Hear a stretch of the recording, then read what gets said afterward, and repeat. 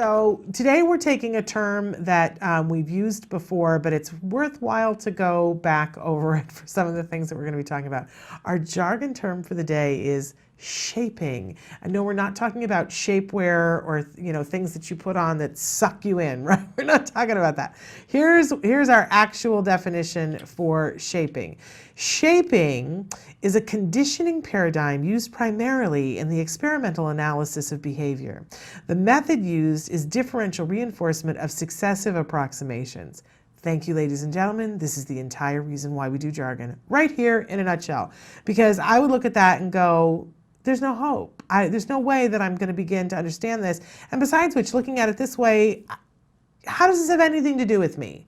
It doesn't, right? And I would move on to the next thing. But it does have to do with me if I could just understand what, and I know what most of these words mean, but when you shove them together like that, I'm sorry, it hurts my head. So moving on to our working definition, shaping. It's a teaching technique used to teach an unknown skill. The individual is rewarded for successful approximation, so they got close to it but didn't do it right, of a target skill. Gradually, the reinforcement is given only as the approximation gets closer to the target skill. Now, I'm going to be honest with you that a BCBA made me write it that way, okay? Because I'd like to take it one notch further down, because we do shaping all the time. I know we think we don't, but we do shaping all the time. If you've ever been around a baby, you are an old hand at shaping. You just didn't realize that that's what you were doing. When a baby sits there and starts to move their mouth around and say a bunch of sounds, right, and they don't know what they're saying, we absolutely reward them for it. We don't understand what they're saying and they haven't said it perfectly, but we reward them. And over time, we stop rewarding. When a baby says ba, ba, ba, ba, ba, ba, ba, right? We go, yay, and do all that, right? And eventually they say ba, ba, and we yay, and we give them the bottle, right? And after time they go bottle, and we give them the bottle. And eventually somewhere when they're like 3 or 4, they say bottle, and we have stopped rewarding the ba, ba, ba, ba, ba, right? That's shaping, ladies and gentlemen, on a very basic level. And we do this with all kinds of things. I always use the example that, there was a time in which every single time that my son went to the bathroom, we went, yay, right? We don't do that anymore. We did a lot of shaping up of the behavior so that now it maintains itself. My son, at the age of almost 13, that's not even a discussion for us. But there was a period of time in our lives when it was every discussion, everything that we were doing. But he's moved off of that, okay? So that's the differential reinforcement. We've gradually stopped rewarding a step along the way.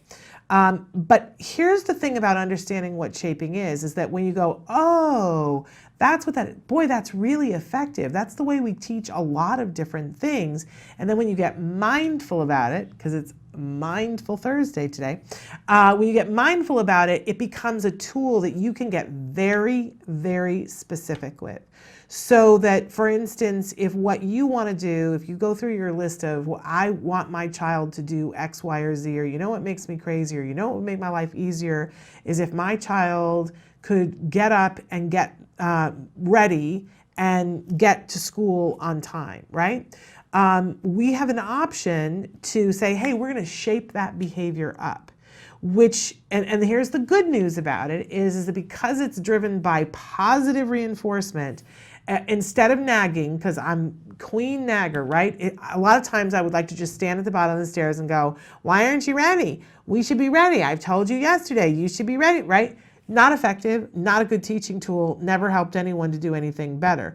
I can be positive about it and say, I'm going to shape this behavior up, which means that, today I might give him a bunch of prompts and he doesn't get it exactly right, and we're not out the door at the right time, but today he took care of this aspect of himself and he did it a little bit faster, and I'm going to reward that, right?